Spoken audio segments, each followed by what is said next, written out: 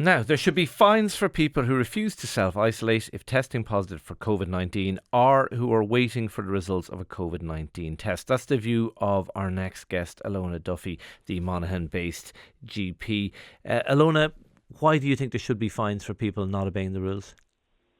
Morning, Shane. Morning. Well, I suppose my own experience within the last week has been of people, number one, a patient whom I rang to just confirm they were aware of their positive results who wasn't even at home, and two other calls that I received from patients who were really distraught, who realised that they have now been exposed to COVID virus and are counted as close contact, and the person they were exposed to should have been in isolation because they were also close contact. So the big concern at the moment is not just that we're getting sporadic cases, but that we're getting this community spread and that we're seeing more and more cases where people are passing it on because they're not actually in isolation when they should be in isolation. And I feel we have to do something. If we're going to try and contain this, and if we're all going to be talking about adhering to all the guidelines and regulations, then those who potentially have it because they are close contacts have to be isolating until they're aware that they don't. I find it extraordinary. I think listeners will find it extraordinary to think of a case where somebody is told, look, you've got the symptoms, we're going to send off for a test,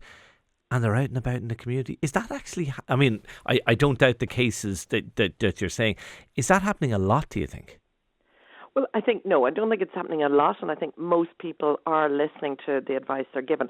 But I think there is a lack of understanding because people feel well and they're thinking, well, I'm okay, and surely I'm going to get a cough, I'm going to get a temperature, I'm going to feel off, or I'll wait on the test, or perhaps my first test is negative. Because I think that understanding that if you are a close contact, you must isolate for 2 weeks.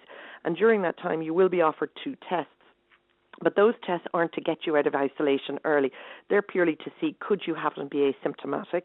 And therefore, if you have it, then we'll be advising those around you to go into that self-isolation pattern.